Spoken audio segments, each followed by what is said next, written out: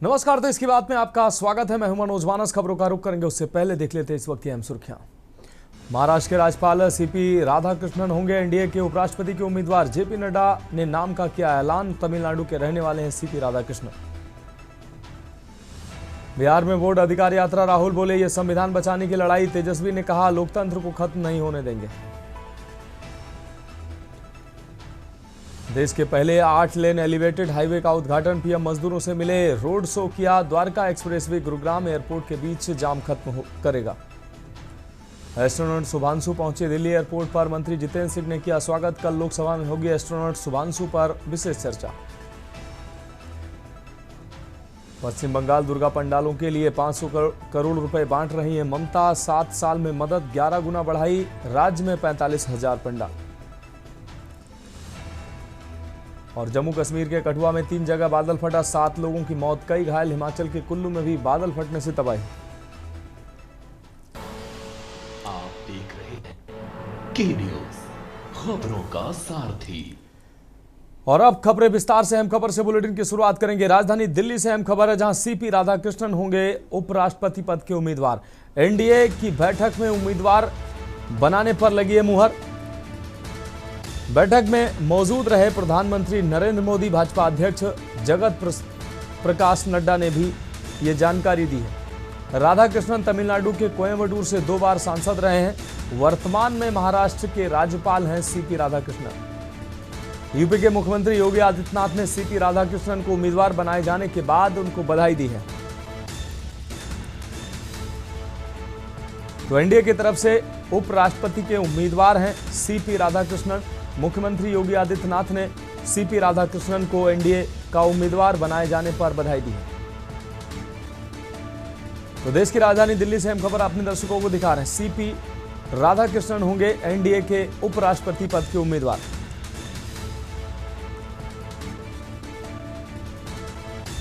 NDA की बैठक में उम्मीदवार बनाने पर लगी मुहर। बैठक में मौजूद रहे प्रधानमंत्री नरेंद्र मोदी। तो महाराष्ट्र के मौजूदा समय में राज्यपाल हैं सीपी राधाकृष्णन। झारखंड के राज्यपाल भी रह चुके हैं।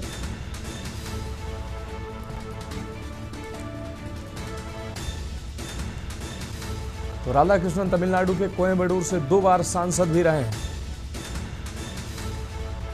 उत्तर प्रदेश के मुख्यमंत्री योगी आदित्यनाथ ने सीपी राधाकृष्णन को बधाई दी है। संघ विचारधारा के व्यक्ति माने जाते हैं। तमिलनाडु में भाजपा के प्रदेश अध्यक्ष भी रहे हैं सीपी राधाकृष्णन। भारतीय जनता पार्टी का जनाधार तमिलनाडु में बढ़ाने का श्रेय सीपी राधाकृष्णन को जाता है।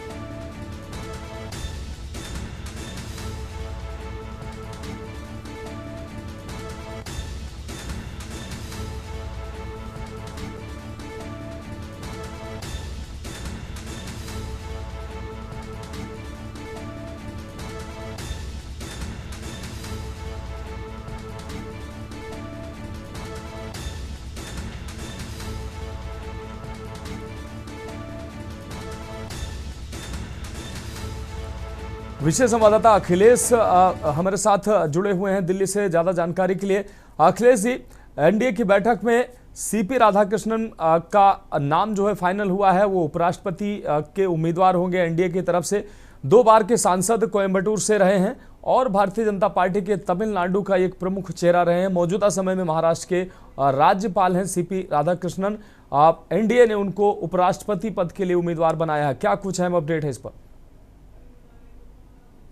देखिए मानस, आज भारतीय जनता पार्टी के संसदीय की बोर्ड की बैठक जब 6 बजे शुरू हुई तो उसमें प्रधानमंत्री की अध्यक्षता में जेपी नड्डा, राजनाथ सिंह, अमित शाह समेत भाजपा के तमाम संसदीय बोर्ड के नेता और सदस्य शामिल हुए थे। उसी समय ये पहले से ही चर्चा का दौर शुरू था कि आज एनडीए अपने उपराष्ट्रपति पद के उम्मीदवार के नाम की घोषणा कर देगी। और आज जब बैठक हुई और बैठक के बाद चर्चाओं का बाजार गर्म रहा। फिलहाल कई नामों पर पहले से कयास लगाए जा रहे थे, लेकिन आज जब एनडीए की तरफ से नाम की घोषणा हुई तो सीपी राधाकृष्णन को उपराष्ट्रपति पद के लिए भारतीय जनता पार्टी की अगुवाई में हुई संसदीय दल की बैठक में एनडीए के कैंडिडेट के तौर पर नाम घोषित किया गया।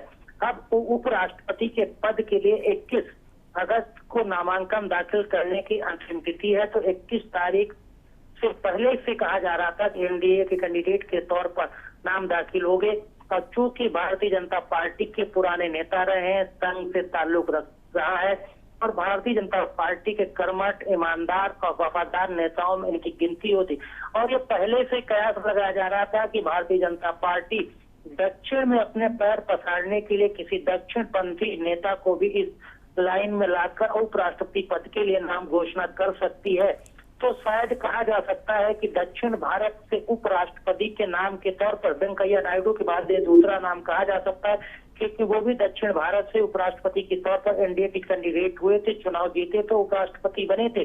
अब वही फिर दक्षिण भारत से भारतीय जनता पार्टी ने दांव खेला है। उपराष्ट्रपति के कैंडिडेट के तौर पर सीपी राधाकृष्णन का नाम घोषित करके एक बार फिर भारतीय जनता पार्टी को दक्षिण भारत में मजबूत करने की तरफ अपने कदम बढ़ा दिए। फिलहाल ये देखना होगा कि इंडिया गठबंधन के तरफ से सीपी राधाकृष्णन की टक्कर के लिए उपराष्ट्रपति पद का कैंडिडेट कौन होगा। इसके लिए इंडिया गठबंधन की भी बैठक होगी और उसमें नाम ऐलान होगा। फिर ये देखना होगा क्या उपराष्ट्रपति पद के लिए इंडिया गठबंधन एनडीए के कैंडिडेट में चुनाव होता है या फिर इंडिया गठबंधन निर्विरोध चुनाव की तरफ बढ़ती है और एनडीए के कैंडिडेट के खिलाफ कैंडिडेट नहीं उतार पाती है। लेकिन इसके अंदाजा कम ही है कि इंडिया गठबंधन कैंडिडेट न उतारे। फिलहाल जो कयास उधर से लगाए जा रहे हैं कि वहां से भी इंडिया गठबंधन एक मजबूत टिकाऊ कैंडिडेट उतारेगी ताकि एनडीए के कैंडिडेट को कड़ी टक्कर दी जा सके।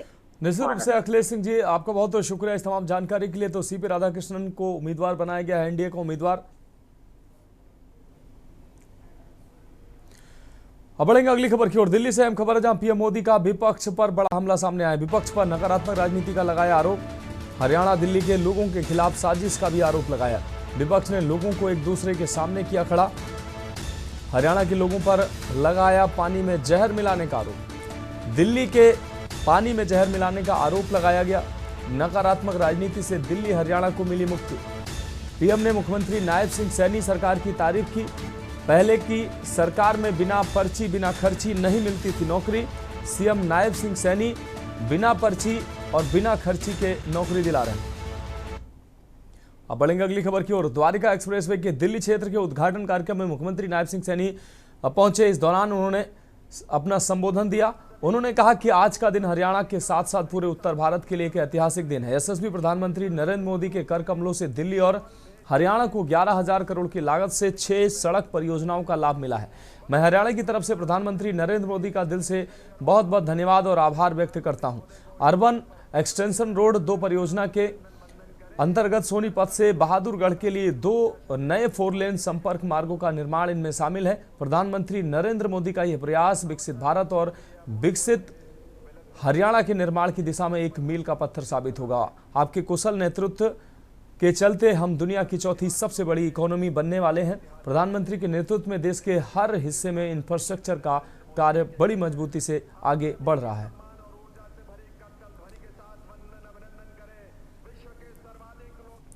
और अगली खबर गुरुग्राम से है। आपको बता दें, गुरुग्राम से अहम खबर, एलविस यादव के घर पर फायरिंग की घटना सामने आई है। सीसीटीवी में कैद हुए बाइक सवार नकाबपोश हमलावर। सुबह 5:39 पर फायरिंग की सनसनीखेज घटना सामने आई है। नकाबपोश बदमाशों ने कई राउंड फायरिंग की है, गेट के ऊपर चढ़कर फायरिंग की है। गुरुग्राम से अहम खबर, एल्विस यादव के घर पर हमला किया गया है, फायरिंग की गई है। अंबाला से अगली अहम खबर है, इस वर्ष श्री कृष्ण जन्माष्टमी के अवसर पर एक अनोखी परंपरा देखने को मिली है, जहां महिलाएं मुहूर्त के अनुसार डिलीवरी करवाती नजर आई। मान्यता है कि जन्माष्टमी का दिन अत्यंत शुभ होता है और इस दिन जन्म लेने वाले बच्चों की कुंडली और किस्मत विशेष रूप से उज्जवल होती है। निजी अस्पतालों में कई गर्भवती महिलाएं अपने बच्चों के लिए बेहतर भविष्य की कामना करते हुए ज्योतिष मुहूर्त के हिसाब से डिलीवरी का समय निर्धारित तो करती नजर आई। अंबाला के एक अस्पताल में जन्माष्टमी के दिन 5 महिलाओं ने मुहूर्त के अनुसार डिलीवरी करवाई। इनमें 3 बेटियां और 2 बेटे जन्मे। कई लोग कल मना रहे थे जन्माष्टमी, कई लोग आज भी मना रहे हैं, तो 2 दिन ये जन्माष्टमी का त्योहार मनाया जा रहा है। तो कल मेरे पास काफी पेशेंट्स आए थे कि आज बहुत शुभ दिन है, तो मैडम आज डिलीवरी करवाइए आप। देखिए नॉर्मल डिलीवरी में तो चलो दर्दों के साथ आता है, तो कल भी पेशेंट्स जैसे आए कि आज हमें टाइम पूरा है तो आज ही क्यों नहीं आप हमें दर्द देकर आर्टिफिशियल पेन्स देकर डिलीवरी करवा दीजिए। और जिनके पहले सिजेरियन थे और टाइम पूरा था तो उन्होंने कल की डेट ही ली हुई थी जन्माष्टमी की, आज के दिन आप हमारी सिजेरियन डिलीवरी करिए। तो सबका ये है कि बहुत शुभ दिन है, कृष्ण जी इस दिन धरती पे आए थे, तो बहुत अच्छा मुहूर्त माना जाता है। तो उनको लगता है कि जो इतनी अच्छी किस्मत कृष्ण जी लेके आए थे, भगवान का रूप धरती पे आए थे, तो बच्चे भी उस तरह के हों और कृष्ण के रूप में वो आए। बढ़ेंगे अगली खबर की ओर। रोहतक जिले के सांपला कस्बे की गिझी रोड से सटी वार्ड 4 और 13 की सांझी बूस्टर वाली गली में लंबे समय से गंदा पानी जमा है। जलभराव से बदबू और मच्छरों के कारण बीमारियां फैल रही हैं। गली में बच्चों और महिलाओं के फिसल कर चोटिल होने की कई घटनाएं सामने आ चुकी हैं। स्थानीय निवासियों का कहना है कि बीते 7 महीनों में कई बार नगर पालिका को ऑनलाइन और ऑफलाइन शिकायतें दी गई हैं, लेकिन अब तक कोई कार्रवाई नहीं हुई। वार्ड नंबर 4 और 13 के पार्षदों से संपर्क करने पर दोनों ने गली को अपने क्षेत्र से बाहर बताकर पल्ला झाड़ दिया। मामला ये है कि गली बिल्कुल 6 महीने से 2 साल से खराब है बिल्कुल। इसमें बच्चे स्कूल के आते हैं या गिरते हैं, पढ़ते हैं, कोई समाधान नहीं हो रहा है इस गली का। पानी रोड नाले का पानी गली के अंदर जा रहा है वापस। इसकी कई बार शिकायत भी कर चुके हैं, हम लिखित में भी दे चुके हैं, लेकिन इसकी कोई कार्रवाई नहीं हो रही है। धन्यवाद। मैं बूस्टर वाली गली कॉमेडी सेंटर वाली गली है जो वार्ड नंबर 4 और 13 दोनों वार्ड पड़ते हैं। ये गली पिछले 6-7 महीने से बहुत ख़राब है। यहाँ से बारिश की 2 बूंद पड़ते ही निकलना आना जाना परेशान हो जाते हैं। यहाँ पर 2-3 स्कूल लगते हैं, स्कूलों के बच्चे जाते हैं, बारिश होने के बाद ये गली बिल्कुल बंद हो जाती है। यहाँ पर आने जाने का कोई रास्ता नहीं है। हम कम से कम 10-12 बार ऑनलाइन ऑफलाइन सभी कंप्लेंट कर चुके हैं, लेकिन कोई कार्रवाई नहीं हो रही है। यह गली भाई पिछले 6-7 महीने से ऐसे ही पड़ी है। कई बार हम अपने चेयरमैन साहब विजेंद्र जी वगैरह कईयों भाइयों को बोल चुके हैं, इस गली का कोई ना तो कोई सुनने वाला है भाई। और कभी कहते हैं इस गली में आगे से कह रहे हैं बूस्टर सीधा होगा। भाई साहब जो चीज़ अभी हमारे सामने तो ये है, इस गली को करवा दो, हम आपका हाथ जोड़ के विनती करते हैं, ठीक है। कितनी बार कंप्लेंट दे चुके हो? हम कम से भाई साहब 10-12 बार लिखित में दे चुके हैं। हमारे पास बकायदा सारे गली के साइन है। हर बंदा गली का, हमारे गली का हर बंदा चाहता है ये गली बन जाए, ठीक है। भाई साहब हम आपसे विनती करते हैं। कौन सी गली है, कहाँ पे पड़ती है, कौन सा वार्ड है? वाली गली है, वार्ड नंबर 13। बढ़ेंगे अगली खबर की ओर। गुरुग्राम के सेक्टर 56 स्थित मशहूर यूट्यूबर एल्विस यादव के नए मकान पर रविवार सुबह फायरिंग की एक सनसनीखेज घटना सामने आई है। जानकारी के अनुसार सुबह करीब 5:30 बजे से 6 बजे के बीच 3 अज्ञात आरोपियों ने घर में कई राउंड फायरिंग की। पहले फ्लोर पर कई राउंड फायरिंग की गनीमत रही कि घटना के समय एल्विस यादव घर पर मौजूद नहीं थे। बताया जा रहा है कि वह शूटिंग के सिलसिले में भोपाल गए हुए थे और 2nd फ्लोर पर रहते हैं।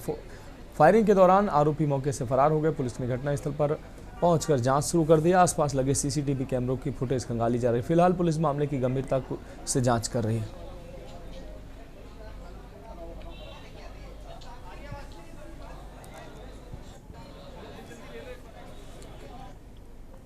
बढ़ेंगे अगली खबर की ओर। गोगामेड़ी मेले में भारी भीड़ को देखते हुए पुलिस प्रशासन ने सुरक्षा बढ़ाने के लिए घुड़सवार पुलिसकर्मियों की तैनाती की। थाना अधिकारी लाल बहादुर चंद्र के अनुसार अष्टमी और नवमी के दिन मेले में घुड़सवार पुलिस भीड़ नियंत्रण, आपातकालीन सहायता और यातायात प्रबंधन में मदद करेगी। पुलिस अधिकारी विभिन्न नस्लों के घोड़ों पर सवार होकर मेले में गश्त करेंगे और किसी भी आपराधिक गतिविधि पर नजर रखेंगे।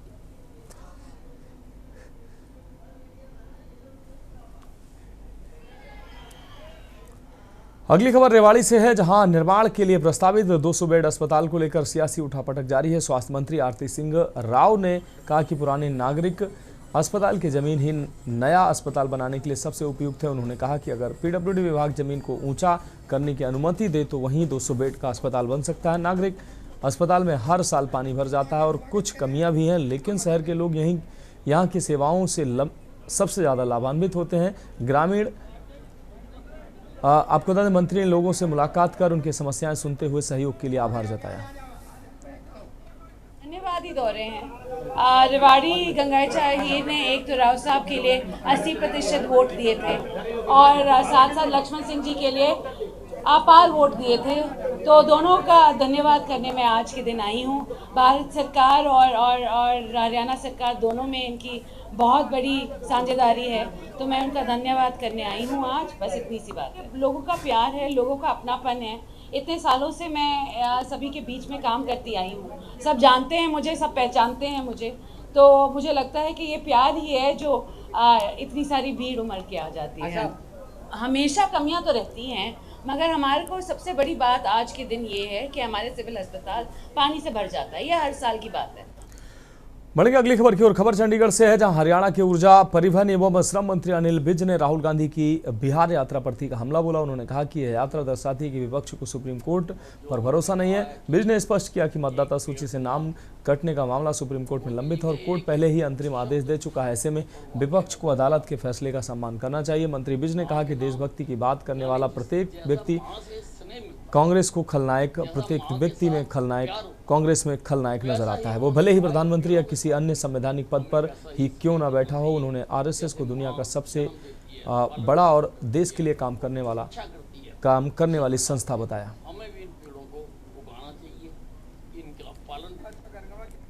खबर अम्बाला से, जहां छावनी क्षेत्र स्थित ग्राउंड में एक पेड़ मां के नाम जिला स्तरीय वन महोत्सव कार्यक्रम आयोजित किया गया। इस मौके पर मुख्य अतिथि ऊर्जा, परिवहन एवं श्रम मंत्री अनिल विज ने कहा कि जिस ममता और स्नेह के साथ मां बच्चे से जुड़ी होती है, वैसा ही स्नेह हम सभी को धरती मां सहित पेड़ों के साथ रखना चाहिए। उन्होंने बताया कि पेड़ जीवन के लिए आवश्यक हैं, क्योंकि पेड़ हमें जीवन का स्वच्छ प्राणवायु देते हैं।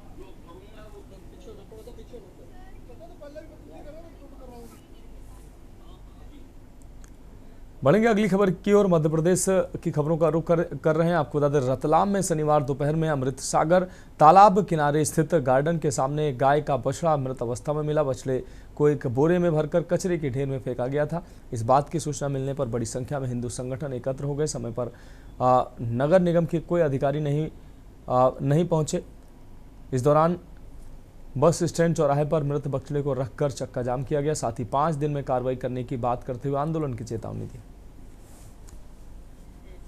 एक जो है शव मिला के परिप्रेक्ष्य में जो है बजरंग दल के द्वारा कुछ मांग रखी गई थी, जिसके परिप्रेक्ष्य में जो है पुलिस की द्वारा समझाइश दी गई है उनको। साथ ही साथ में जो है वो आपसी सामंजस्य से पुलिस और प्रशासन के द्वारा जो है उनकी समस्याओं के निराकरण के लिए बताया गया।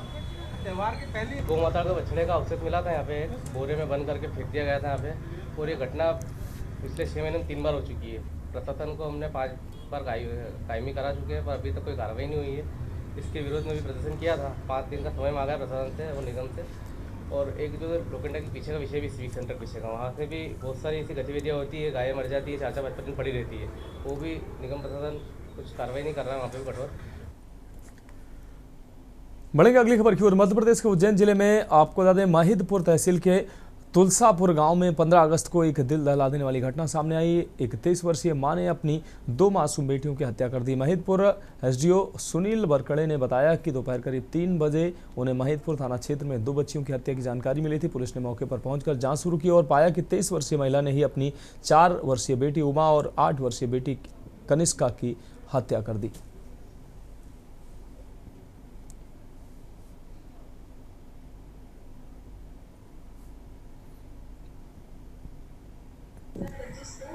सुबह 7 बजे की शाम में महिदपुर में 2 बच्चों को चंद्रभान आरक्षक द्वारा लेकर आया गया। मेरे द्वारा जांच कर उनको मृत पाया गया।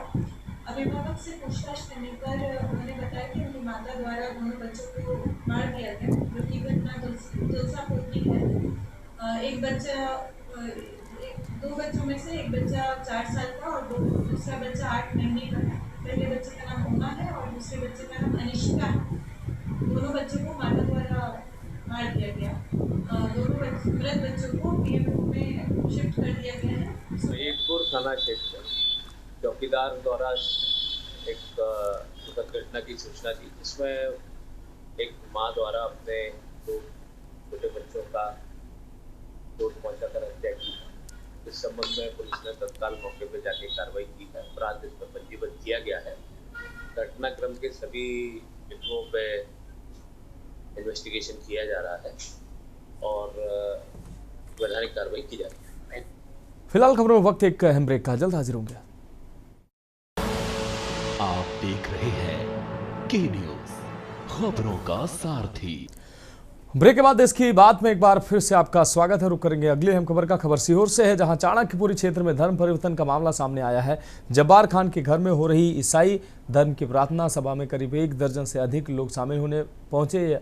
ये जानकारी पाकर हिंदू संगठन के कार्यकर्ता पुलिस को लेकर मौके पर पहुंचे और हंगामा शुरू कर दिया। हिंदू संगठनों के नेताओं ने आरोप लगाया कि इलाज और पैसों का लालच देकर लोगों का धर्म परिवर्तन कराया जा रहा है। लोगों ने प्रार्थना सभा के लिए स्थान उपलब्ध कराने वाले पर जहां लोगों को धर्म परिवर्तन के लिए बाध्य करने का आरोप लगाया, वहीं जिला अस्पताल चौकी में पदस्थ एक पुलिसकर्मी पर संरक्षण देने का भी आरोप लगाया।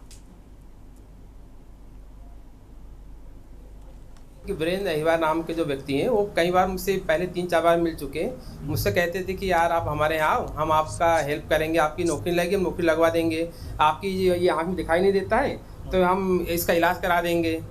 और इस प्रकार प्रलोभन दिया, उन्होंने इस प्रकार की बातें की मुझसे। तो 1-2 बार मैं उनके यहाँ गया भी, तो वहाँ पे वो जिस प्रकार जो बातें करते थे, उनकी बातों से लगा कि अरे भाई आँख ठीक कर देगा, ये मुझे नौकरी भी लगवा देगा। ऐसा हुआ। फिर एक बार मुझे वो बोले कि आप मेरे साथ चर्च चलो। हाउसिंग बोर्ड कॉलोनी में जब्बार खान और उसके परिवार के लोग और साथ ही पुलिस महारक्षक के पद पर पदेन आरक्षक है वीरेंद्र अहिरवार, इनके द्वारा योजनाबद्ध तरीके से हिंदू समाज के भोले भाले लोगों को बहलाकर फुसलाकर और साथ में दबाव बनाकर धर्मांतरण के लिए प्रेरित किया जा रहा था और उनको हिंदू धर्म को छोड़कर ईसाई बनने के लिए सभी तरह के हथकंडे अपनाने का कार्य चल रहा था। सर, मेरे घर के पड़ोस में हर संडे जो है क्रिश्चियन फैमिली है, वो एक्चुअली क्रिश्चियन नहीं है, वो है मोमेडियन, फिर क्रिश्चियन हुए। तो वो लोग वहाँ पर क्या है कि धर्म परिवर्तन का काम करते हैं और उसके बाद में हर संडे सुबह सुबह प्रेयर का काम करते हैं, हर सुबह। तो वहाँ पर क्या है, मैं उनका काम करने भी जाता हूँ। ये भैया हैं मेरे पड़ोस में रहते हैं, मैं भी उनके पड़ोस में ही रहता हूँ। तो कभी कभी हम लोगों से मतलब गोड टाइप की बातें करते थे, उस तरीके से बातें करते थे वो। अब बढ़ेंगे अगली खबर की ओर। खबर डिंडोरी से है, जहां अमरपुर चौकी क्षेत्र के जले गांव में बीती रात बदमाश 55 वर्षीय महिला सावित्री परस्ते की हत्या करने की सनसनीखेज वारदात को अंजाम देकर फरार होने में कामयाब रहे। आसपास रहने वाले लोगों ने बताया कि अज्ञात हमलावर ने बर्छी जैसे धारदार हथियार से हमला कर निर्मम हत्या की और भाग निकलने में कामयाब रहे। घटना के वक्त महिला घर पर अकेली थी। सूचना पाकर मौके पर पहुंची पुलिस मामले की जाँच में जुटी है।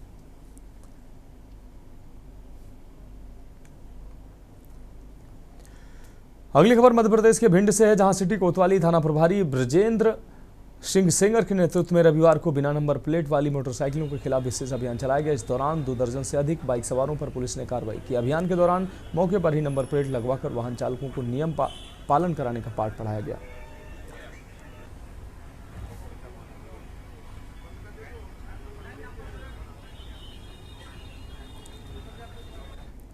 बढ़ेंगे अगली खबर की ओर। बिहार की खबरों का रुख करते हैं। कांग्रेस नेता राहुल गांधी रविवार को 1 दिवसीय दौरे पर सासाराम पहुंचे। यहां उनका सुवारा हवाई अड्डे पर एक विशाल जनसभा को संबोधित करने का कार्यक्रम है। निर्धारित कार्यक्रम के अनुसार राहुल गांधी का हेलीकॉप्टर सुबह 11:05 दिल्ली से सीधे सासाराम SP जैन कॉलेज में लैंड करेगा। हेलीकॉप्टर से उतरने के बाद वह सड़क मार्ग से सुवारा हवाई अड्डे के लिए रवाना होंगे। सुवारा हवाई अड्डे पर राहुल गांधी दोपहर 12 बजे से 2 बजे तक जनता को संबोधित करने का उनका कार्यक्रम है।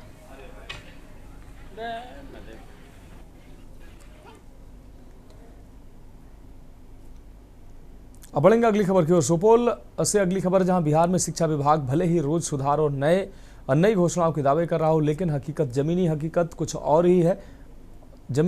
कुछ और ही कहानी बयां कर रही। जिला मुख्यालय से महज 5 किलोमीटर दूर स्थित प्राथमिक विद्यालय मालिकाना हिंदी के मासूम बच्चे अपनी जान जोखिम में डालकर पढ़ाई करने को मजबूर हैं। विद्यालय भवन की हालत इतनी खस्ता हाल है कि इसे मौत का कुआं कहना गलत नहीं होगा।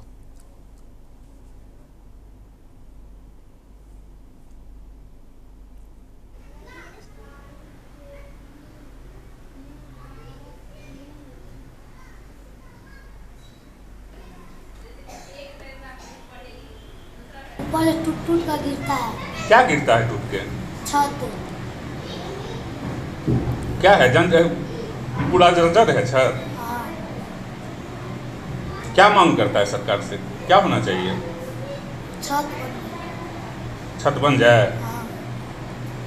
क्या नाम हुआ तुम्हारा? मोहम्मद दिलखुश। विद्यालय का नाम?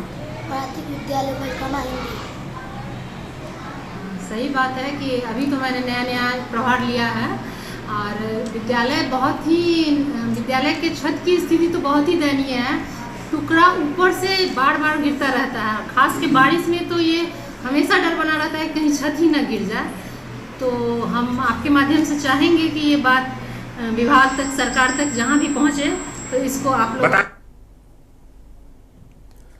बढ़ेंगे अगली खबर की ओर। भागलपुर जिले के सुल्तानगंज थाना क्षेत्र के मोदी टोला गांव में एक हृदय विदारक घटना सामने आई। सरकारी शिक्षक रूपेश कुमार की पत्नी रिया कुमारी 23 वर्षीय रिया कुमारी ने फांसी लगाकर आत्महत्या कर ली है। मृतका की शादी महज 2 महीने पहले ही रूपेश से हुई थी। परिजनों के अनुसार रिया को पति के एक्स्ट्रा लव अफेयर की जानकारी मिली थी। इसी बात को लेकर पति पत्नी के बीच विवाद चल रहा था। रूपेश अपने माता पिता से अलग घर में रहते थे। घटना की जानकारी सबसे पहले मृतका के ससुर नारायण मोदी को हुई। कमरे में पहुंचने पर उन्होंने बहू को फंदे से लटका पाया और तुरंत पुलिस को इसकी सूचना दी।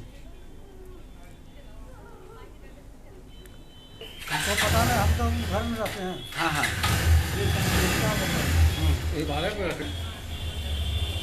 फांसी लगा के डेथ कर गया। कौन डेथ किया है? हमारा बेटा का पत्नी। आपका पुतहू है, क्या नाम है? पुतहू का क्या नाम है? रिया नाम है। कहाँ घर है उनका? देवघर में शादी किए थे। बेटा क्या नाम है? देवघर में कहाँ? देवघर में कहाँ शादी किए थे? 12 में। बढ़ेंगे अगली खबर की ओर। छत्तीसगढ़ के जसपुर जिले के बगीचा थाना क्षेत्र अंतर्गत पंडरापाठ गांव से रिश्तों को शर्मसार करने वाला मामला सामने आया है, जहां 45 वर्षीय महिला सुखमनी की संदिग्ध परिस्थितियों में मौत हो गई है। जानकारी के अनुसार महिला का पति, बेटा और बहू से आए दिन घरेलू विवाद होता था। परिजनों का आरोप है कि ससुराल वालों ने उसे जहर पिलाकर मार डाला, जबकि ससुराल पक्ष से आत्महत्या बता रहा है। महिला के मायके वालों ने आरोप लगाया है कि वह पति की प्रताड़ना से तंग आ चुकी थी और लंबे समय से मानसिक रूप से परेशान थी। उन्होंने पुलिस से निष्पक्ष जांच कर दोषियों को कड़ी सजा दिलाने की मांग की।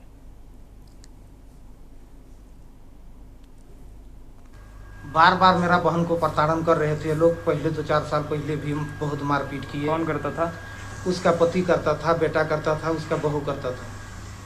इसके बाद जो है पर साल 3 महीना मेरे यहाँ रही थी। वो सामाजिक तौर पर हम लोग बैठक करके उनको जो है स्टाम उस्टाम में पंचनामा की तरह से बना के उसको घर भेजे थे यहाँ।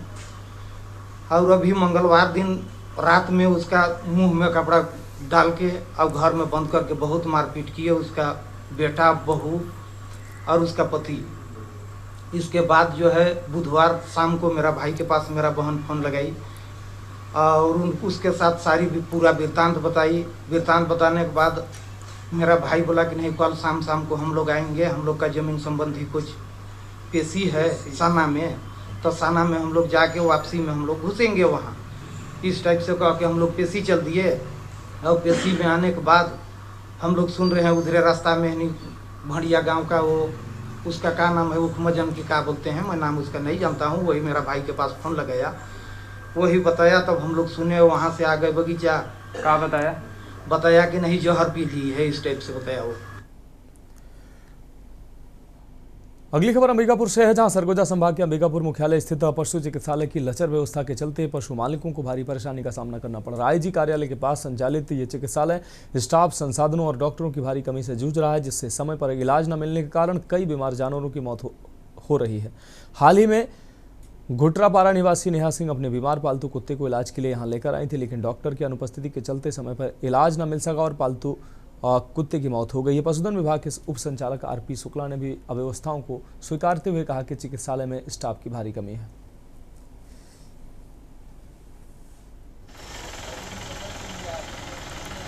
मैं अपने डॉग को लेके आया बुखार को लेके पर कल से उसको बुखार था, तो आज मैं उसको लेके आया यहाँ। तो यहाँ कोई डॉक्टर थे नहीं, 2 नर्स थी। यहाँ ढोर अस्पताल में आया था मैं, यहाँ कोई डॉक्टर नहीं थे, सिर्फ 2 नर्स थी। वो 2 नर्स लोग डॉक्टर सूरी से पूछ के फ़ोन में पुलिस से सर से पूछ के फ़ोन में इंजेक्शन लगाए कोई सा 3 ठो। उसके बाद मेरा डॉग घर जाते मतलब घर पहुंचने से पहले मर गया। वो इंजेक्शन में या तो कुछ गलत था या तो इंजेक्शन एक्सपायरी था, इस टाइप का मेरे को शक है। मेरा कुत्ता सुबह से बहुत मतलब सब अच्छा था, अच्छा दिनचर्या उसका बहुत अच्छा था, अच्छे से खाता था, पीता था, घूमता था, फिरता था, हर चीज़ करता था, हर चीज़ वो मतलब सब चीज़ मुझे कभी किसी को काटना नहीं, कुछ नहीं, एकदम इतना सीधा था कि एक इंसान तो शायद काट भी ले, भोग भी ले, लेकिन वो कुछ नहीं करता था, बहुत अच्छा से रहता था, एकदम इंसान टाइप से रहता था। कंपलसरी आज सुबह टाइम उसका मैं उसको कान छुई तो मेरे को गर्म लगा, मैं उसके मुँह में हाथ डाली तो उसका गर्म लगा, तो मैं सोची कि चलो इसको दिखा देती हूँ करके मेरा बड़ा बेटा को फ़ोन की। मेरा बड़ा बेटा नहीं आया, उसके बाद मेरे हस्बैंड आए कोर्ट से, फिर मैं अपने हस्बैंड के साथ उसको लेकर के हॉस्पिटल आई। डॉक्टरों का सेटअप है जो दो चिकित्सक का सेटअप है और दो ये वेपो का है, अटेंडेंट है और एक ड्रेसर का है। तो जो 12 घंटे 24 घंटे हमको ड्यूटी देना है, तो राज्य शासन ने हमको कहा कि नज़दीकी संस्थाएं जो हैं वहाँ पे जो अमले हैं उनसे हमको काम लिया जाना था। बीच बीच में हम उनको बुलाते हैं, लेकिन जो संस्थाओं में मूल पदस्थ है वहाँ के लोगों की भी डिमांड आ जाती है, छोड़ना पड़ता है। फिर देखते हैं, अभी हम फिर देख रहे हैं कौन यहाँ आके ड्यूटी करना चाहता है। खबरों में वक्त एक और ब्रेक का है, जल्द हाजिर होंगे। आप देख रहे हैं के न्यूज़, खबरों का सारथी। ब्रेक के बाद इसकी बात में एक बार फिर से आपका स्वागत है। रुक करेंगे अगली खबर का। खबर छत्तीसगढ़ के बलरामपुर जिले से है, जहां ग्राम हर्री में 13 अगस्त को एक दिल दहला देने वाली घटना सामने आई थी। मनरूप लड़का नामक व्यक्ति ने थाने में शिकायत दर्ज कराई कि जब वह खेत और फिर भैंस चराने गया था, तभी घर में अकेली उसकी बेटी हेमंती लकड़ा की धारदार हथियार से गोद कर हत्या कर दी गई थी। मनरूप के गांव के ही चंदर सोनवानी पर शक जताया गया, जो पूर्व में भी उसकी बेटी के साथ मारपीट कर चुका था। घटना के बाद से फरार चल रहे आरोपी को पुलिस ने मुखबिर की सूचना पर दबिश देकर गिरफ्तार कर लिया है। पूछताछ में चंदर ने अपना जुर्म स्वीकार कर लिया है। फिलहाल पुलिस ने उसे हिरासत में लेकर आगे की कार्रवाई शुरू की है।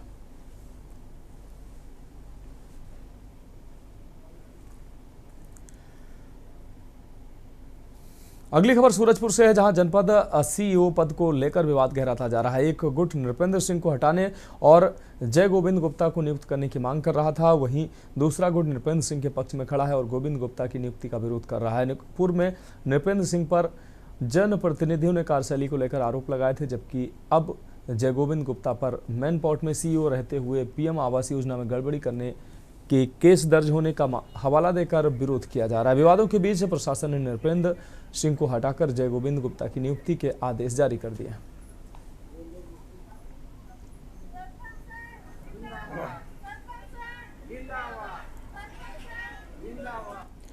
खबर अंबिकापुर से है, जहां आम आदमी पार्टी के प्रांतीय सह प्रभारी मुकेश अहलावत ने बड़ा बयान दिया है। उन्होंने भाजपा और कांग्रेस से नाराज कई नेता आपके संपर्क में है, ये दावा किया।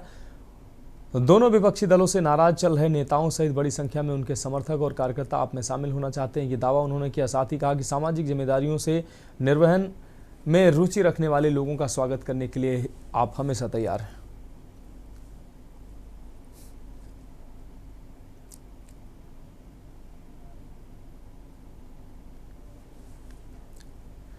खबर खैरागढ़ से है, जहां आपको बता दें केसीजी पुलिस ने एक बड़ी आतंकी साजिश का खुलासा करने में कामयाबी हासिल की है। पुलिस ने सतर्कता दिखाते हुए गिफ्ट पैकेट में छिपाया गया 2 किलो आईडी बरामद किया है, जो एक स्पीकर के भीतर छुपा कर रखा गया था। ये पार्सल गंडई के एक दुकान पर अफसर खान नाम के व्यक्ति के नाम से भेजा गया था, लेकिन संदेह होने पर दुकान मालिक ने पुलिस को सूचना दी। पुलिस जांच में सामने आया कि यह एक सुनियोजित पार्सल बम साजिश थी। पुलिस ने जांच को आगे बढ़ाते हुए इस मामले में 7 आरोपियों को गिरफ्तार किया, जिनके पास से 60 जेलाटिन स्टिक और 2 डिटोनेटर भी बरामद हुए हैं।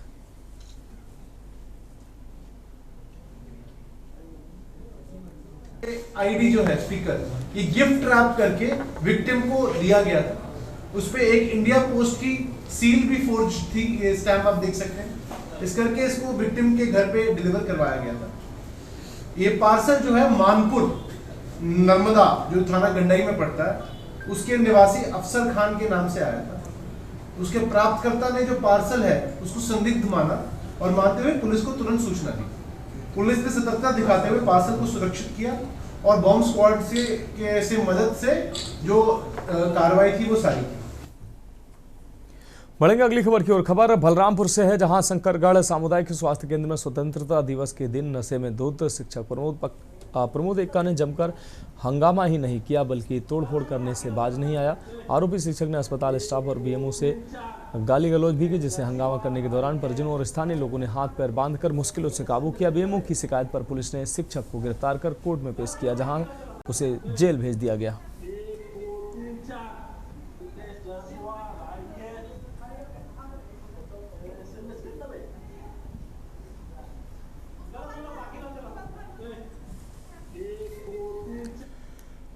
बढ़ेंगे अगली खबर की ओर। झारखंड के साहिबगंज जिले के राजमहल प्रखंड स्थित विश्व प्रसिद्ध कन्हैया स्थान इस्कॉन मंदिर में इस वर्ष भी कृष्ण जन्माष्टमी का पर्व बेहद धार्मिक और उत्साह और श्रद्धा के साथ मनाया गया। हर वर्ष की तरह इस बार भी मंदिर परिसर में भक्तों की भारी भीड़ उमड़ी, जो प्रभु श्री कृष्ण की जन्मलीला के दर्शन और पूजा अर्चना करती नजर आई। मंदिर के मुख्य पुजारी के अनुसार यह स्थान धार्मिक दृष्टि से अत्यंत महत्वपूर्ण है।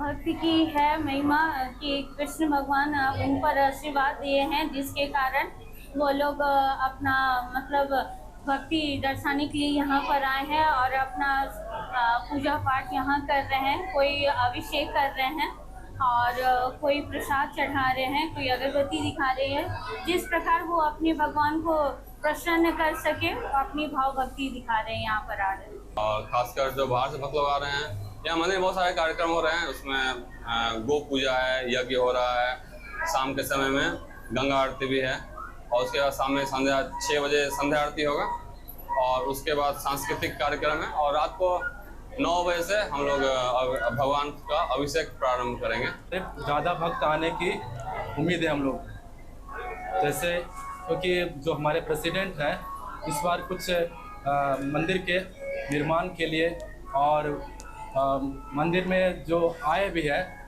डोनेशन भी, वो भी इस बार हम लोग को ज़्यादा मिला है, ताकि हम लोग और धूमधाम से कृष्ण जन्माष्टमी मना सकें।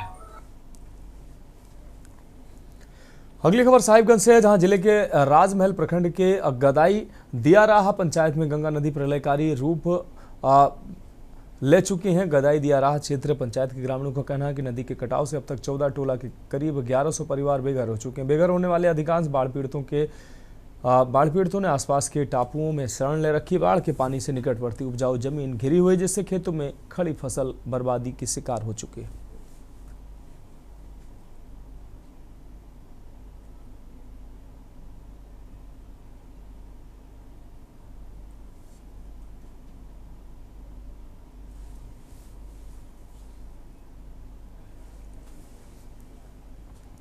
दुमका के जरमुंडी प्रखंड में भाजपा नेता सूरज मंडल ने बिहार की वोटर लिस्ट से नाम कटने को लेकर विवादित बयान दिया। पत्रकारों के सवालों का जवाब देते हुए उन्होंने कहा कि बिहार में वोटर लिस्ट से नाम कटना वाजिब है, क्योंकि बांग्लादेशी के नाम कट रहे हैं जबकि स्थानीय वोटरों के नाम नहीं कट रहे हैं। मंडल ने लालू यादव के बेटे पर भी तंज कसते हुए कहा कि उन्हें अपने पिता के कार्यकाल की भी याद आ रही है, जब कथित तौर पर कोलकाता से फर्जी वोटर लाए जाते थे।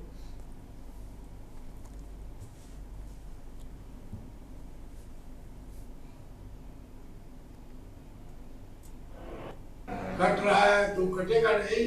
लालू यादव बैलेट पेपर कलकत्ता से छपवा के लाता था और 30-35 विधानसभा में उसको डाल के हरवाता था। वही चीज उसको याद आ रहा है, उसका बेटा को, उसको रात दिन कहीं लोग ऐसा नहीं कर रहे। जिन लोगों का वो इसी के डर से वो डरा हुआ। और राजनीति में कोई आदमी जब ये कहे कि हम चुनाव नहीं लड़ेंगे तो जनतंत्र पर, लोकतंत्र पर उसका विश्वास खत्म हो जाता है। खबर गोड्डा से है, जहां लाल मटिया स्थित सूर्या हंसदा एनकाउंटर मामले में रविवार को पूर्व मुख्यमंत्री व केंद्रीय मंत्री अर्जुन मुंडा भाजपा की 7 सदस्यीय टीम के साथ पीड़ित परिवार के घर पहुंचे। उन्होंने परिजनों से मुलाकात कर सांत्वना दी और उनकी समाधि पर पुष्प अर्पित किए। इस दौरान प्रेस वार्ता करते हुए अर्जुन मुंडा ने एनकाउंटर को साजिश के तहत की गई हत्या बताया। साथ ही दोबारा पोस्टमार्टम कराकर निष्पक्ष जांच की भी मांग उठाई।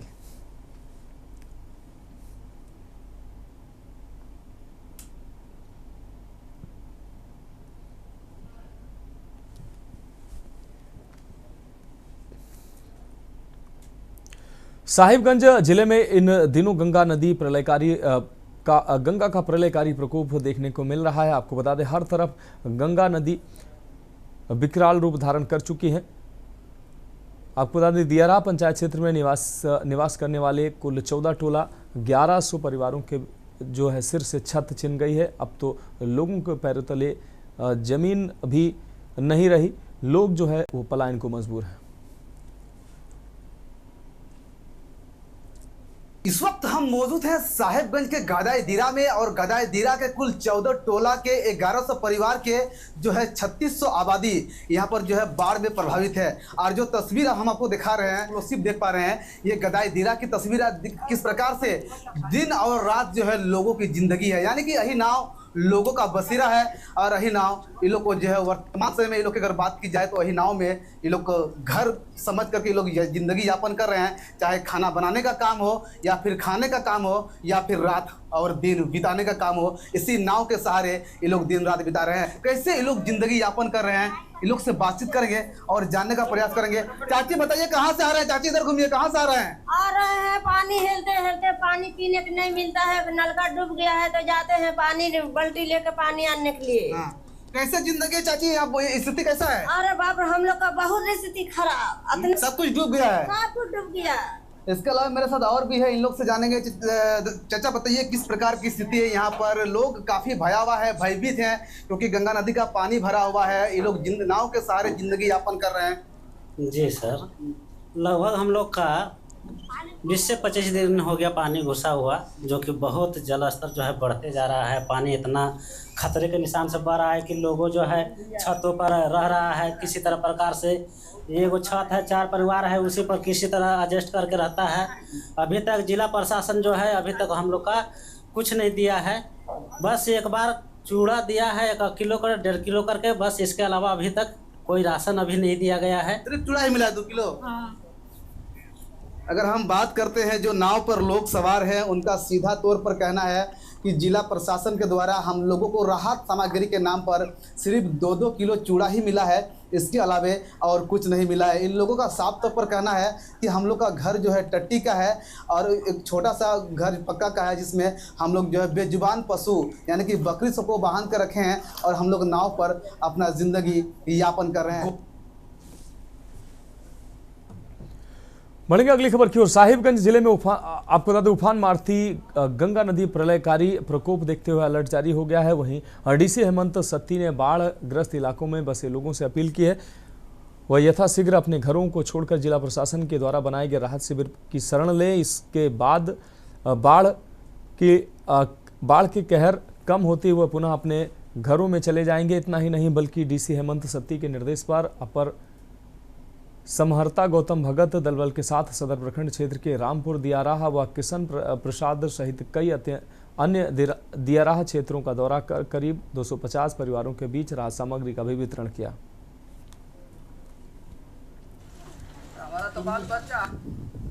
आज हम लोग टोपरा और रामपुर, बड़ा रामपुर दियारा में करीब 200 लाभुकों के बीच सूखा राहत के तहत हम लोग चूड़ा और गुड़ का वितरण किए हैं। करीब 200 लोगों के बीच और बच्चों के बीच बिस्किट का वितरण किए हैं। चूँकि बाढ़ का प्रकोप काफ़ी है और सभी आवास पानी से भरे हुए हैं, तो इन लोगों को अभी तत्काल में राहत के तहत हम लोग सूखा राहत के तहत हम लोग चूड़ा और गुड़ का वितरण। बढ़ेंगे अगली खबर की ओर। समाजवादी पार्टी ने ईमेल किया है, आपको बता दें, मुख्य चुनाव आयुक्त को ईमेल किया है। मतदाताओं के वोट काटने की पुनः शिकायत की है। लखनऊ से, उत्तर प्रदेश की राजधानी लखनऊ से हम खबर आपको दिखा रहे हैं। यूपी के विभिन्न जिलों के वोट काटने की शिकायत दर्ज कराई है। शिकायत शपथ पत्र के साथ की गई है। मतदाताओं के वोट कटने की पुनः शिकायत की है। यूपी के विभिन्न जिलों के वोट कटने की शिकायत समाजवादी पार्टी ने की है। मुख्य चुनाव आयुक्त को ईमेल के माध्यम से समाजवादी पार्टी ने शिकायत की है।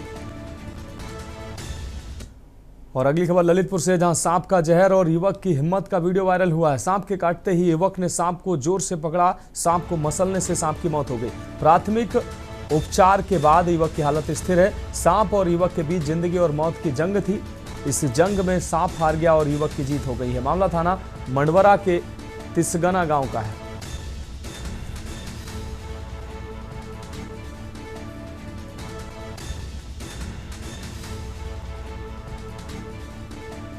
प्राथमिक उपचार के बाद युवक की हालत स्थिर बताई जा रही है। सांप और युवक के बीच जिंदगी और मौत की जंग थी, जिसमें युवक की जीत हुई, सांप को मौत नसीब हुई।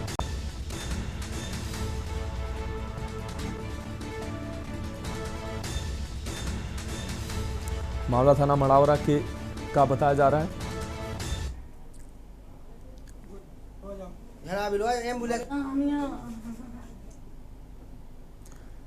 बढ़ेंगे अगली खबर की ओर। खबर बांदा से, जहां नगर कोतवाली क्षेत्र स्थित आरटीओ कार्यालय के पास एक निजी प्राइवेट बस अनियंत्रित होकर खेत में पलट गई है। बस के हादसाग्रस्त होते ही यात्रियों के बीच चीख पुकार मच गई। हादसा होते ही आसपास मौजूद ग्रामीणों ने पुलिस को घटना की जानकारी दी। पुलिस ने मौजूद लोगों के सहयोग से घायल यात्रियों को बाहर निकाला। पुलिस क्षेत्राधिकारी पीयूष पांडे ने बताया कि हादसे में मामूली चोटिल यात्रियों को जिला अस्पताल पहुंचाकर प्राथमिक उपचार दिलाया गया है। प्राथमिक जांच में बस चालक की लापरवाही और तेज रफ्तार की वजह से हादसा होना पाया गया। पुलिस के मुताबिक जांच आगे जारी है। 17 अगस्त 2025 को सूचना प्राप्त हुई कि थाना कोतवाली नगर क्षेत्र के अंतर्गत पहलहरी आरटीओ ऑफिस के पास एक बस अनियंत्रित होकर बगल के खेत में पलट गई। सूचना पर तत्काल पुलिस बल द्वारा मौके पर पहुंचकर यात्रियों को सकुशल बाहर निकाला गया। कुछ यात्रियों को मामूली चोटें आई हैं, जिन्हें उपचार हेतु अस्पताल पहुंचाया गया है। मौके पर यातायात सुचारू रूप से जारी है। कमलेश कुमार गुप्ता। कमलेश जी का कौन सी जगह है? ये चमरौली चौराहा है। पलरी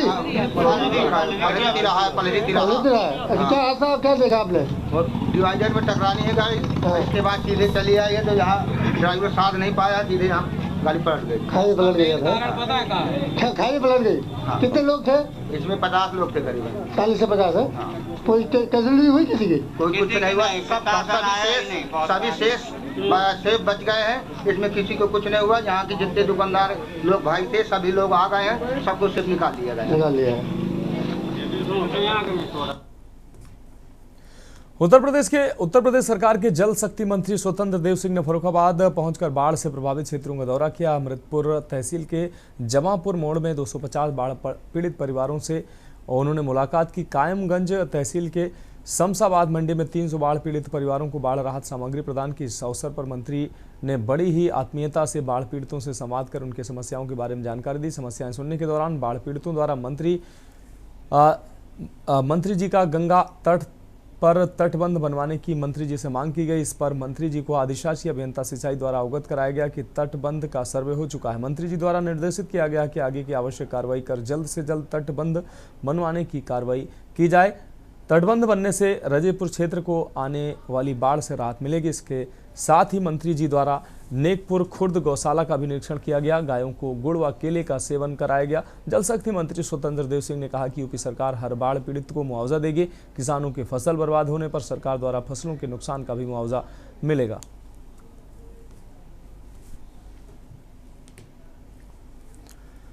फिलहाल तो इसकी बात में अभी के लिए मेरे साथ इतना ही। मुझे दीजिए इजाजत और आप देखते रहिए के न्यूज इंडिया। आप देख रहे हैं के न्यूज, खबरों का